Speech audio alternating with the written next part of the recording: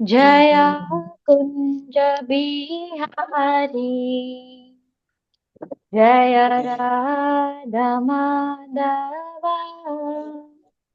जय कुंज बिहारी जय गोपी जन वल्लभा जय गिरिवरधारी जय गोपी जन वल्लभा जय गिरिवरधारी जय गिरिवरधारी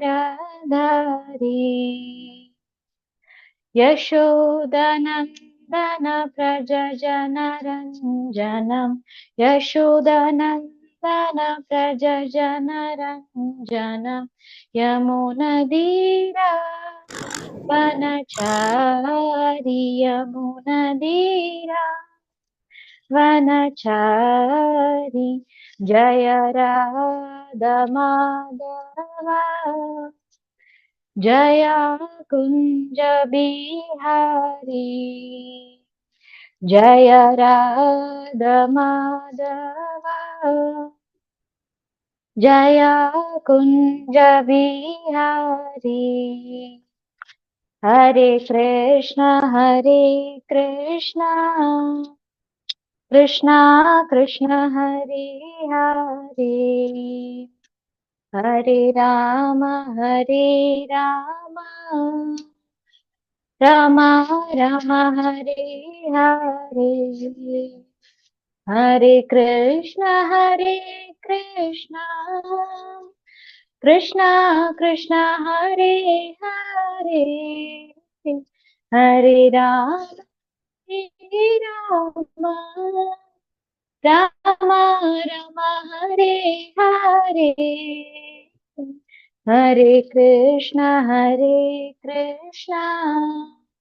कृष्ण कृष्ण हरे हरे हरे राम राम राम हरे हरे जय राधा माधव राधे जय राधा गोविंद राधा गोविंद राधे निताय गौर हरि बोल हरि बोल निताय गौर हरि बोल जय जय प्रभुपाद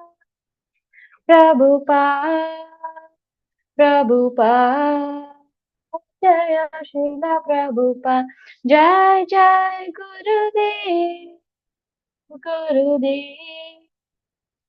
गुरुदेव जय श्रील गुरुदेव निताय गौर प्रेमानंदे हरि हरि बोल हरे कृष्णा माता जी हरे कृष्णा माता जी हरे कृष्णा प्रभु जी माता जी हरे कृष्णा माता जी हरे कृष्णा माता जी எல்லாருக்கும் ஹரே கிருஷ்ணா हरे कृष्णा ஹரே கிருஷ்ணா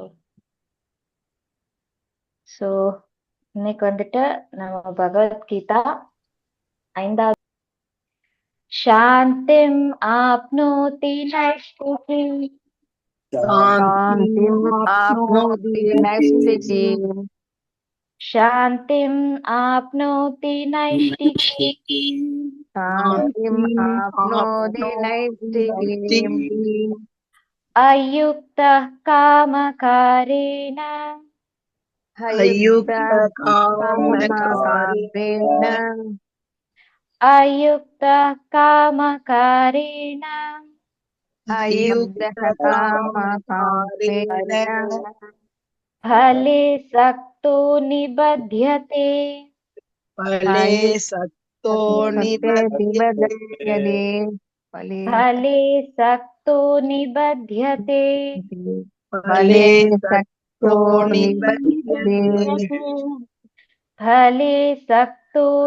फले सक्तो निबध्यते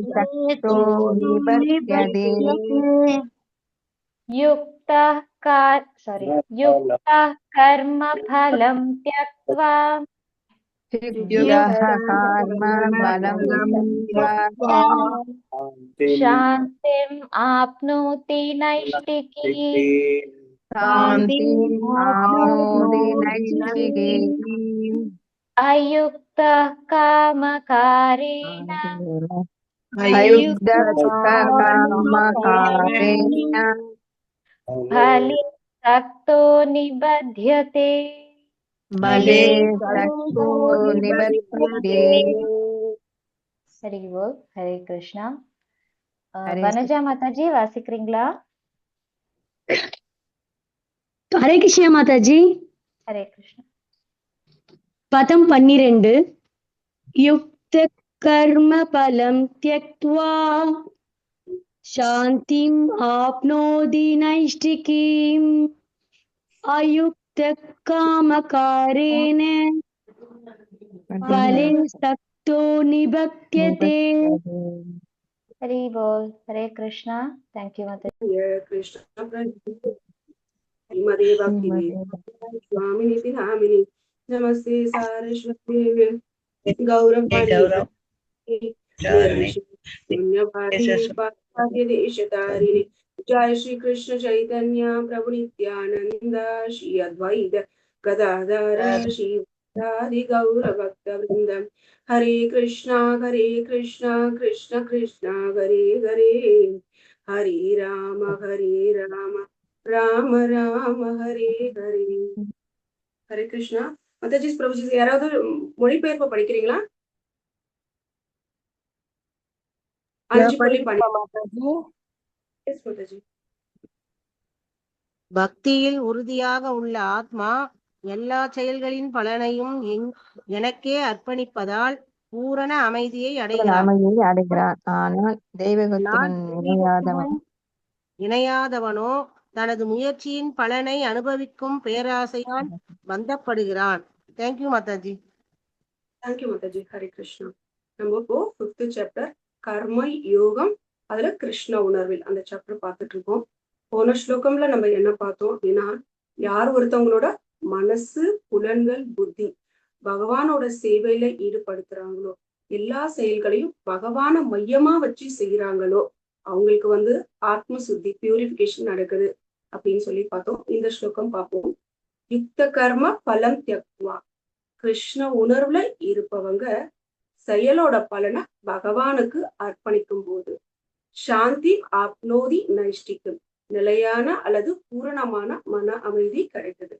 அயுக்த காம காரண, அதுக்கு ஆப்போசிட்டா கிருஷ்ண உணர்வில் இல்லாதவன் செயலோட பலனை அனுபவிக்க ஆசைப்படுறதுனால பலே சக்தோ நிபத்தியத்தை, பலன்கள்ல பற்று கொண்டு அவன் என்ன பண்றான், பந்தப்படுறான். இந்த ஜட உலகத்துல எல்லாருமே நம்ம என்ன நினைக்கிறோம், அமைதியா இருக்கணும், சந்தோஷமா இருக்கணும், நிம்மதியா இருக்கணும்னு ஆசைப்படுறோம். யாராவது எனக்கு நிம்மதி வேண்டாம், சந்தோஷம் வேண்டாம், அந்த மாதிரி யாராவது ஆசைப்படுறோமா? யாருமே ஆசைப்படுறது. அப்படி நிம்மதியா சந்தோஷமா இருக்கணும்னா என்ன பண்ணணும் அப்படின்றத பகவான் இந்த ஸ்லோகத்துல சொல்றாரு. என்ன ஆக்சுவலி இப்போ நம்ம பக்தினா, நம்ம பகவத்கீதா கிளாஸ்க்கெல்லாம் வர்றதுக்கு முன்னாடி நம்ம என்ன நினைச்சிட்டு இருந்தோம், பக்தினா ஏதாவது ஒரு நல்ல திருவிழா நாட்கள்ல ஒரு ஃபெஸ்டிவல் டேஸ் அன்னைக்கு கோவிலுக்கு போவோம். அப்புறம் நமக்கு எப்போல்லாம் ரொம்ப கஷ்டங்கள் வருதோ அந்த கஷ்டங்களை தீர்க்கறதுக்கு பகவான் கிட்ட சொல்றதுக்காக போய் பகவான் கிட்ட போய் சொல்லுவோம். அதுதான் நம்ம பக்தின்னு நினைச்சிட்டு இருந்தோம். ஆக்சுவலி பக்தி அப்படின்னா பகவான் கிட்ட நம்ம அன்பு செலுத்தணும், பகவானுக்கு சேவை பண்ணணும், அதுதான் பக்தி. ஸோ இப்படி பக்தியில உறுதியா உள்ள ஒரு ஆத்மா என்ன பண்ணுவாங்க அப்படின்னா, பக்தரோட சங்கத்துல இருந்துகிட்டு பகவத்கீதையை கேட்டுக்கிட்டு படிச்சுக்கிட்டு பாகவதம் கேட்டுக்கிட்டு, ஸோ இந்த மாதிரி பக்தர்களுக்கு சேவை பண்ணிக்கிட்டு பகவானுக்கு சேவை பண்ணிட்டு இருக்கும்போது அவங்களுக்கு அந்த உறுதி வரும். பக்தியில நமக்கு வர வேண்டிய விஷயம் என்ன அப்படின்னா நம்பிக்கை, ஸ்ரத்தா. அதுதான் நமக்கு வர வேண்டிய விஷயம்.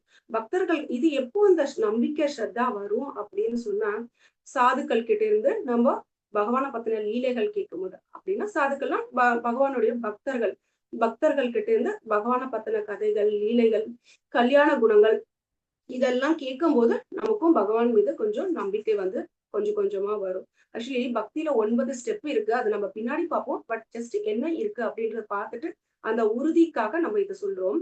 ஸ்ரத்தா அப்படின்னா நம்பிக்கை, சாது சங்கா அப்படின்னா பக்தர்களோட சங்கத்துல இருக்கிறது, பஜனை கிரியா அப்படின்னு சொன்னா நம்ம பக்தி தொண்டு, சாண்டிங் பண்றது, அப்புறம் வந்துட்டு கிளாஸஸ் அட்டன் பண்றது, நைவேத்தியம் பண்றது. ஸோ அந்த மாதிரி. அனர்த்த நிவர்த்தி அப்படின்னா தேவையில்லாத பற்றுதல் எல்லாம் வந்து குறைச்சிக்கிறோம். நிஷ்டா அப்படின்னா உறுதி. ஆக்சுவலி இதுக்காக தான் இந்த இதையே சொல்ல வந்தது. பக்தியில் இப்போ ஒரு ஃபார் எக்ஸாம்பிள் இப்ப சாண்டிங் பண்றோம், இன்னைக்கு வந்து 5 மணிக்கு வரோம் அப்படின்னா ரெகுலரா கன்சிஸ்டன்சியா வருது. பகவானுக்கு நெய்வேத்தியம் பண்றோம்னா ஒரு 8 மணிக்குன்னா ரெகுலரா பண்றது. ஸோ அந்த மாதிரி பக்தி பண்ணக்கூடிய விஷயத்துல உறுதியா இருக்கிறது. அதுக்கப்புறம் ருச்சினா அந்த மாதிரி பண்ணும்போது நமக்கு என்ன வரும், டேஸ்ட் வந்துடும் அதுல. அதுக்கப்புறம் நமக்கு அட்டாச்மெண்ட் வந்துடும் பகவான் மீது, கொஞ்சம் கொஞ்சமா பற்றுதல் வந்து வந்துடும். அதுக்கப்புறம் பாவா அப்படின்றது வந்து அன்பு, பிரேமா அப்படின்றது வந்து தூய அன்பு. கடைசியில இது கடைசி ஸ்டேஜ். நம்ம வந்து உறுதிக்காக இதை சொல்லுவோம். ஸோ அந்த நிஷ்டா உறுதி, இந்த மாதிரி உறுதி வந்த உடனே நம்ம என்ன பண்ணுவோம், செய்யக்கூடிய எல்லா செயலையும் வந்து பகவானுக்கு வந்து ஆஃபர் பண்ணுவோம், அர்ப்பணம் பண்ணுவோம். அதுக்கு பகவான் வந்து 9.27 ஃபியூச்சர்ல இந்த ஸ்லோகா படிப்போம். பட் என்ன சொல்லியிருக்காங்க அப்படின்றது கேட்போம். யத் கரோஷியத் அஷ்னாசி யத் ஜிகோஷி ததாஷியத் யத் தபஸ்யசி கௌந்தேய தத் குருஸ்வ மத் அர்ப்பணம். பகவான் சொல்றாரு, அர்ஜுனா நீ எதை செய்யறியோ, எதை வந்து நீ சாப்பிடுறியோ, எதை படைக்கிறையோ, எதை கொடுக்குறியோ, என்ன தவம் செய்யற எல்லாமே எனக்கு அர்ப்பணம் பண்ணு அப்படின்னு சொல்லி பகவான் வந்து சொல்றாரு. இந்த மாதிரி கிருஷ்ண உணர்வுல உறுதியா இருக்கக்கூடிய பக்தர்கள் வந்து பகவானுக்கு சேவை செய்யறாங்க, வைஷ்ணவருக்கு சேவை செய்யறாங்க. ஆனா எந்த சூழ்நிலையிலும் வந்து அவங்க அமைதியா நிதானமா தான் இருக்காங்க. ஆனா நம்ம யோசிப்போம், நாங்களும் தானே பக்தி பண்றோம், அப்புறம் நாங்க ஏன், நமக்கு மட்டும் ஏன் அந்த அமைதி வர்றதில்லை அப்படின்ற தாட் நமக்கு வரும். ஆக்சுவலி நம்ம எப்படி இருக்கோம்னா மதில் மேல இருக்க பூனை மாதிரி இருக்கும். டக்குன்னு ஏதாவது ஒரு கஷ்டம் வந்தது அப்படின்னா நம்ம கவலைப்பட வந்து ஆரம்பிச்சிருக்கோம். ஸோ அதனால அதே மாதிரி இன்னொரு விஷயம் கூட என்னன்னா, நம்ம ஏதாவது சர்வீஸ் பண்ணிட்டு இருக்கோம், சேவை பண்ணிட்டு இருக்கோம், நல்லா சேவை பண்ணிட்டு இருக்கோம். புதுசா யாராவது வராங்க அப்படின்னா அவங்களை என்கரேஜ் பண்றதுக்காக அவங்கள வந்து ஒரு சீனியர் டிவோட்டிஸ் வந்து என்ன பண்ணுவாங்க, புகழ்ந்து பேசுவாங்க. அப்போ வந்து நம்ம மனசு நினைக்க தோணும், என்னன்னா நான் இவ்வளவு நாள் பண்றேன், என்ன பாராட்டாம அவங்க இப்பதான் வந்து ஒரு சின்ன விஷயம் செஞ்சாங்க, அதை பாராட்டுறாங்களே அப்படின்னு நினைக்க தோணும். ஆக்சுவலி இந்த மாதிரி எந்த ஒரு அங்கீகாரத்தையும் பக்தியில வந்து எதிர்பார்க்கவே கூடாது. நம்மளுடைய சேவை எப்படி இருக்கணும்னா பகவானை திருப்தி பண்ணணும், குருவை திருப்தி பண்ணணும். அந்த பேசிஸ்ல தான் வந்து நம்மளோட சேவை வந்து இருக்கணும். அந்த வைஷ்ணவர்களை திருப்திப்படுத்தணும். அந்த பேசிஸ் பண்ணிதான் வந்து நம்மளோட சேவை வந்து இருக்கணும். அப்படி செய்யும் போது நமக்கு சந்தோஷமும் அமைதியும் கிடைக்குது. அப்புறம் செகண்ட் அந்த தேர்ட் லைன்ல சொன்ன மாதிரி யார் ஒருத்தவங்க பகவானுடைய பகவத் சேவையில இல்லாம பகவானுக்கு அர்ப்பணிக்காம அந்த பலனை அனுபவிக்கிறாங்க அப்படின்னா அது என்ன அப்படின்னா பேராசை. ஆக்சுவலி ஆசை பேராசைன்னு இருக்கு. ஆசை அப்படின்றது வந்து நம்ம வந்துட்டு பேசிக் நீடுக்காக நமக்கு என்ன தேவையோ அதுக்கு ஆசைப்படுறது, அது தப்பு கிடையாது. ஆனா பேராசைன்னு இருக்கு. நமக்கு இந்த இடம் வாங்கணும், ஆல்ரெடி வீடு இருக்கும், நம்ம இன்னொரு வீடு கட்டணும், நம்ம இன்னொரு பங்களா கட்டணும் அப்படின்னு ஒரு ஆசை வருது இல்லையா, அதுதான் பேராசை. அந்த மாதிரி பேராசை வந்து இருக்கக்கூடாது. அந்த மாதிரி புலனின்பத்துக்காக நம்ம பேராசைப்பட்டோம் அப்படின்னா நிச்சயமா வந்து நம்ம நிதானத்தை வந்து எழுந்து விடுறோம். சோ அவங்களால சந்தோஷமே பட முடியாது, துன்பம் தான் அவங்களுக்கு மிச்சமாகும். கடைசியா அவங்க பந்தப்பட்ட வாழ்க்கையில தான் வந்து அவங்க வாழ்வாங்க. நம்மளோட கால்குலேஷன் எப்படி அப்படின்னா, பௌதீகமா நம்ம எப்படி பண்ணுவோம் அப்படின்னா, அவங்க கார் வச்சிருக்காங்க, அவங்க பங்களா வச்சிருக்காங்க, பணக்காரரா இருக்காங்க, அதே மாதிரி நம்மளும் நல்லா ஒரு வெளிநாட்டுக்கு ஜாபுக்கு போனா நல்லா சம்பாதிக்கலாம், நல்லா சந்தோஷமா இருக்கலாம் அப்படின்ற நம்ம ஒரு பௌதிக கணக்கு வந்து நம்ம போட்டுட்டு இருக்கோம். ஆனா ஜென்ம மிருத்யு ஜராவியாதி துக்க அணு தர்ஷன. சோ இதுல என்னன்னா, ஜென்மம் அப்படின்னா பிறப்பு, மிருத்யு அப்படின்னா மரணம், ஜரா அப்படின்னா வந்து நமக்கு வயோதிகம், அப்புறம் வியாதி அப்படின்னா நோய். இது வந்து பணக்காரனா இருந்தாலும் சரி, ஏழையா இருந்தாலும் சரி, எல்லாருக்குமே வரும். இப்ப பணக்காரனுக்கு ஒரு நோய் வந்துருச்சு அப்படின்னா அவனும் ட்ரீட்மெண்ட் பண்ணுவான், ஏழைக்கு ஒரு நோய் வந்து அவனும் அவங்கவுங்க வசதிக்கு ஏற்ற மாதிரி ட்ரீட்மெண்ட் பார்ப்பாங்க. ஆனாலும் அந்த வழிகளை வந்து 2 பேருமே அனுபவிச்சுதாகணும். சோ இதுல இருந்து யாருமே தப்பிக்கவே முடியாது.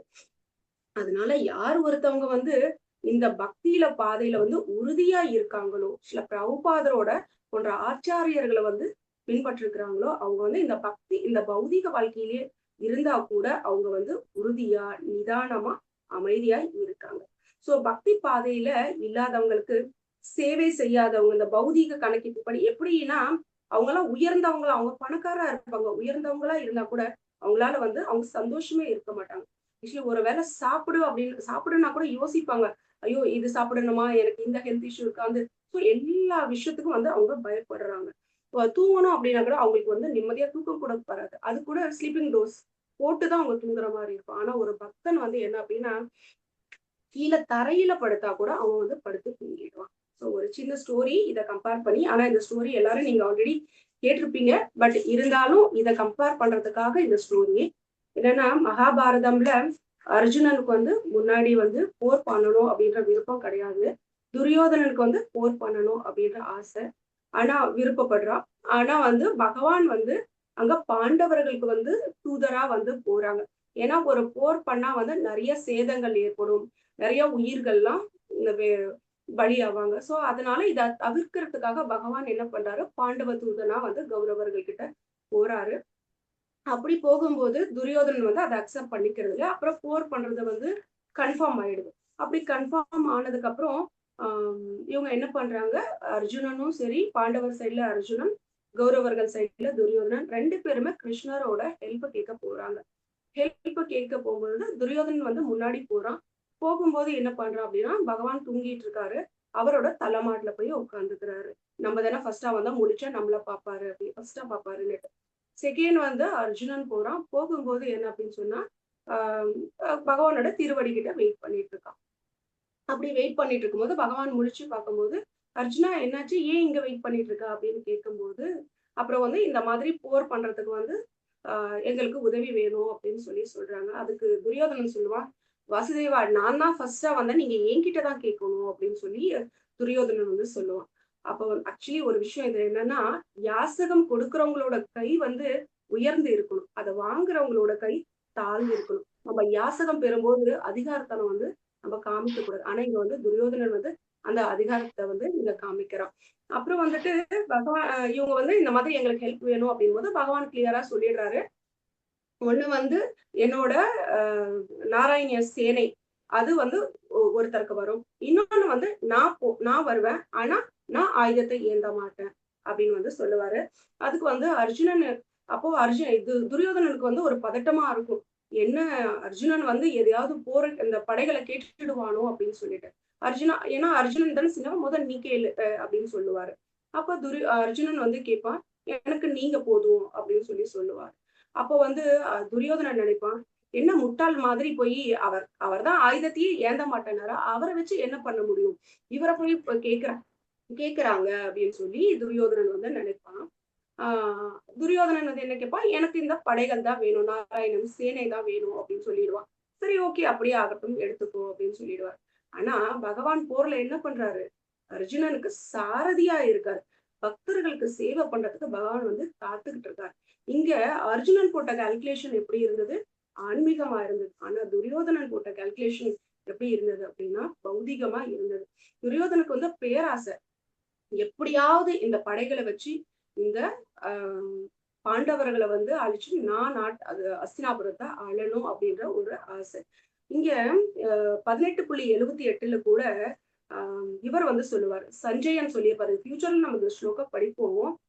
எத்ர யோகேஸ்வர கிருஷ்ணா எத்ர பார்த்தோ தனுர்தரக தத்ரஷி விஜயோ பூத்தி துருவன் நீதிர் மதிர் மம அப்படின்னு. பகவான் எங்க இருக்காரோ, அர்ஜுனன் எங்க இருக்காரோ, அங்கெல்லாம் செல்வம், வெற்றி, அசாதாரணமான வலிமை இருக்கும் அப்படின்னு சஞ்சயனே சொல்லியிருப்பாரு. சோ அந்த மாதிரி துரியோதனன் வந்து இந்த பௌதிக கால்குலேஷன் எல்லாம் வந்து தப்பா போயிடுச்சு, எல்லாமே என்ன இழந்துட்டார். கடைசியில பாண்டவர்கள் வந்து வனவாசத்துலதான் இருக்காங்க. வனவாசத்துல இருந்தா கூட அவங்க எப்படி இருக்காங்க அப்படின்னா ஒரு துறவி மாதிரி இருக்காங்க. அங்க வந்து ரிஷிகள் முனிகள் வராங்க. ஈவன் வியாசதேவர் கூட அவங்கள போய் பாக்குறாரு. பகவான் வந்து அடிக்கடி அவங்கள போய் பாக்குறாரு. ஆக்சுவலி இதை வந்து அவங்க என்ன நினைக்கிறாங்கன்னா பெரும் பாக்கியமா நினைக்கிறாங்க பாண்டவர்கள். துரியோதனன் வந்து அரண்மனையில தான் வாழ்றான். ஆனா அரண்மனையில வாழ்ந்தாலும் பட்டு மெத்தையில இருந்தாலும் சுகபோகமான சாப்பாடு, அங்க மந்திரிகள், சேனாதிபதிகள் நிறைய பேர் இருக்காங்க. ஆனாலும் அவன் வந்து துக்கப்பட்டுக்கிட்டு, எதனால இந்த பேராசையாலையும் பொறாமையாலையும் வந்து அவன் கவலைப்பட்டுக்கிட்டு தான் இருக்கான். ஏன்னா என்ன பேராசை, அஸ்தினாபுரத்தை வந்து அந்த அரியணை எனக்கு மட்டும்தான் அப்படின்ற ஒரு அந்த பேராசையால.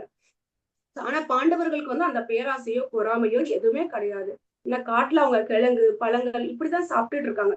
அப்படி இருந்தா கூட ஆஹ் அவங்க வந்து ஹாப்பியா தான் இருக்காங்க. சோ நம்ம எப்படி இருக்கோம், எங்க இருக்கோம் அப்படின்றத விட எந்த கான்சியஸ்ல இருக்கோம் அப்படின்றதுதான் முக்கியம்.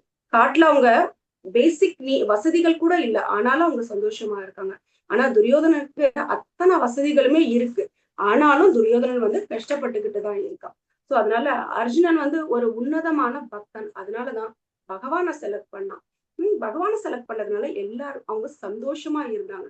ஆனா துரியோதனன் வந்து பகவானை செலக்ட் பண்ணல, ஆனா அவங்க கிட்ட செலக்ட் பண்ணாததுனால சந்தோஷமாவே இல்ல. அவங்க கிட்ட எல்லா வசதிகள் இருந்தும் அதை தக்க வச்சுக்கவும் முடியல, சந்தோஷமாவும் இருக்க முடியல.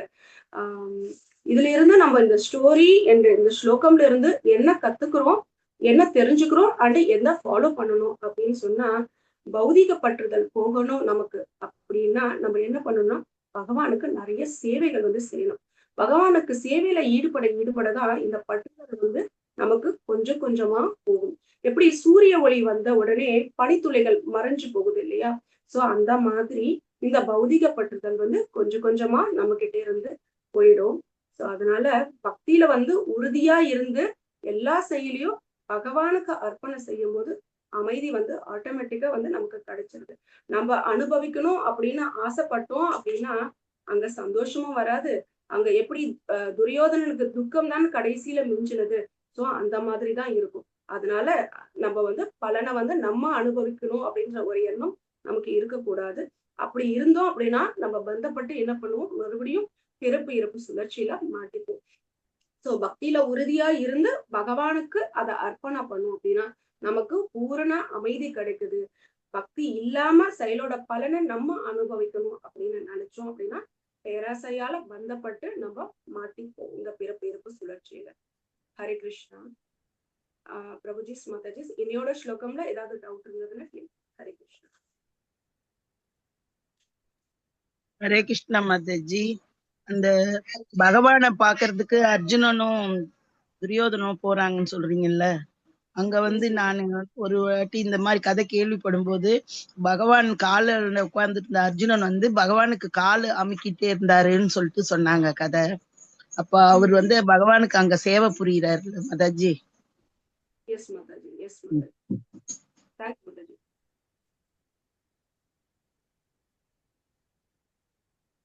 வேற யாருக்காவது ஏதாவது டவுட்ஸ் இருக்கா?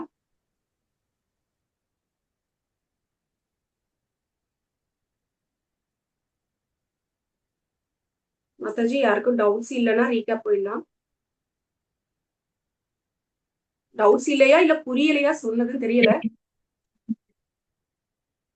டவுட்ஸ் இல்ல மாதாஜி, நல்லா புரிஞ்சது. ஓகே, தேங்க்யூ மாதாஜி. ஹரே கிருஷ்ணா. மாதாஜி ரீகேப்புக்கு போயிடலாமா? ஹரே கிருஷ்ண மாதாஜி.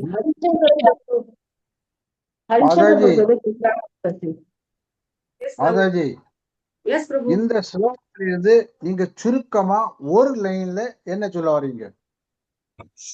நம்ம எந்த ஒரு செயலையும் செய்யறோம் அப்படின்னு சொன்னா நம்ம என்ன பண்ணணும், அத பகவானுக்கு அர்ப்பணம் பண்ணணும். அந்த பக்தி தொண்டை உறுதியா செய்யணும், பகவானுக்கு அர்ப்பணம் பண்ணணும். அந்த மாதிரி பண்ணும்போது நமக்கு நிம்மதி, அந்த சந்தோஷம் கிடைக்கும். சந்தோஷம், சந்தோஷம்.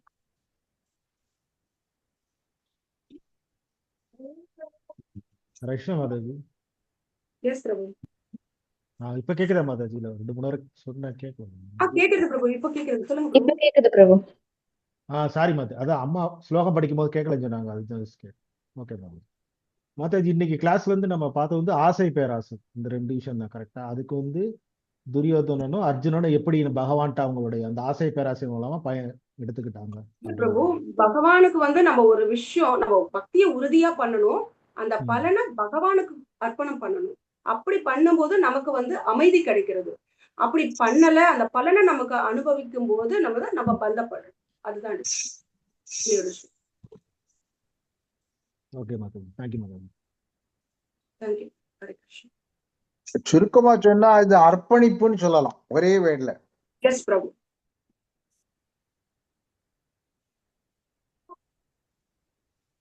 சந்தோஷம், நல்லா இருக்கு. ரீகேப் போயிடுவேன். மாதாஜி ரீகேப் போயிடலாம் மாதாஜி. Okay ma'am. ஹரே கிருஷ்ணா. இன்னைக்கு ரீகேப் பண்ற மாதாஜில வர முடியல. சோ நான் தான் மாதாஜி இன்னைக்கு ரீகேப் பண்ண போறேன். ஹரே கிருஷ்ணா மாதாஜி 9th கிளாஸ் இன்னைக்கு ஸ்டார்ட் பண்ணப்ப யுக்த கர்மாவை பத்தி சொல்லியிருந்தீங்க. செயலின் பலனை நம்ம அனுபவிக்கணும்னு நினைக்க கூடாது, அது பகவானுக்கு அர்ப்பணிக்கணும்னு சொல்லியிருந்தீங்க. பக்தி என்றால் என்னன்னு சொல்றீங்க, பகவானிடம் அன்பும் சேவையும் செய்யறதுதான் பக்தி அப்படின்னு சொல்லியிருந்தீங்க. அதுக்கு நம்ம என்னென்ன பண்ணணும்னா, பக்தர்களோட சங்கத்துல இருக்கிறோம் அப்படின்னா 9th ஸ்டேஜ் ஆஃப் பக்தி நம்மளுக்கு அது புரிய வரும். கடைசியா அதுல பிரேமாங்கிற ஒரு விஷயம் இருக்கும், அதுக்கு நம்ம போய் அடைவோம் அப்படின்னு சொல்லியிருந்தீங்க மாதாஜி. அப்புறம் மகாபாரத ஸ்டோரியில அர்ஜுனனையும் துரியோதனனை வச்சு சொல்லியிருந்தீங்க. சோ நம்ம அர்ஜுனன் இது இப்போ பேராசையோ பொறாமையோ இல்லாதனாலதான் பகவான் அவர் கூடயே இருந்தாரு. துரியோதனுக்கு அது 2 இருந்ததுனால பகவான் அவர்கிட்ட இல்ல. சோ பேராசையும் பொறாமையும் இருக்கக்கூடாது, பக்தர்களுக்கு அது இருக்காது அப்படின்னு சொல்லுங்க மாதாஜி. ஹரே கிருஷ்ணா. தேங்க்யூ மாதாஜி. மாதாஜி ஹரே கிருஷ்ணா. மாதாஜி வாஞ்சா கல்பத்தை சொல்லிடலாமா? எஸ் மாதாஜி. ஹரிபோல். वाञ्छाकल्पतरुभ्यश्च कृपा सिन्धुभ्येव च पतितानां पावनेभ्यो वैष्णवेभ्यो नमो नमः. अनंतकोटि वैष्णववृंद की जय। श्री प्रभुपाद की जय। श्री गुरु महाराज की जय। निताय गौर प्रेमानंद हरि हरि बोल। थैंक यू माताजी। संत प्रभुजी हरे कृष्णा. ஹரிபோல். ஹரே கிருஷ்ணா. தேங்க்யூ மாதாஜி. ஒரு சின்ன அனௌன்ஸ்மெண்ட் இருக்கு. ஹரே கிருஷ்ணா. இன்னைக்கு நேத்திக்கு ஈவினிங் நம்மளுக்கு கிளாஸ் எடுப்பாங்க இல்லையா, ராம்பிரசாத் பிரபுஜி, அவங்களோட அப்பா தன்னோட உள்ள விட்டுட்டாங்க. ஸோ அவங்களோட ஆத்மாவுக்கு ஒரு நல்ல கதி கிடைக்கணும் அப்படின்ட்டு நம்ம சாண்டிங் பண்ணிக்கலாம். ஹரே கிருஷ்ணா. ஹரே கிருஷ்ணா. ஹரே கிருஷ்ணா. ஹரே கிருஷ்ண கிருஷ்ணா கிருஷ்ணா கிருஷ்ணா ஹரே ஹரே ஹரே ஹரே ஹரே ஹரே ராம ராமா ராம ராம ஹரே ராம ஹரே ஹரே கிருஷ்ணா ஹரே கிருஷ்ணா கிருஷ்ணா கிருஷ்ணா கிருஷ்ணா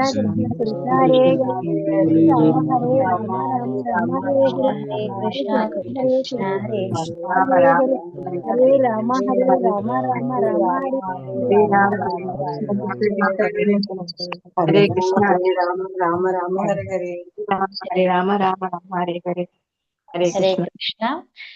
இன்னொன்னு, நாளைக்கு சண்டே, நாளைக்கு நம்மளுக்கு ஹரிகீர்த்தன் பிரபு இன்னொரு கிளாஸ்ல இந்த டிப்ளமா அண்ட் பிரபுபாதோட சின்ன புக்ஸ் படிக்கிறத பத்தி சொல்லியிருந்தாங்க இல்லையா. சோ அந்த புக்ஸ் பத்தி நாளைக்கு சண்டே கிளாஸ்ல சொல்லுவாங்க. இன்னொன்னு குருவோட ஆசிரியம் எடுத்துக்கணும் அப்படின்ட்டு சொன்னாங்க இல்லையா. சோ அந்த இதுக்கு விருப்பத்தை தெரிவிக்கிறதுக்கு நாளைக்கு 10ஆம் தேதி. சோ நாளைக்கு கடைசி நாள் அப்படின்ட்டுன்னு இன்னைக்கு 2 விஷயங்கள் சொல்ல சொன்னாங்க மாதாஜி. ஹரி ஓம் தத் சத். ஹரே கிருஷ்ணா. हरे कृष्णा माता जी हरे कृष्णा प्रभु जी ஹரே கிருஷ்ணா. हरे कृष्णा हरे कृष्णा ஹரே கருமாதாஜி ரெக்கார்டிங் ஸ்டாப் ஆகல. மறந்துட்டேன். ஓகே.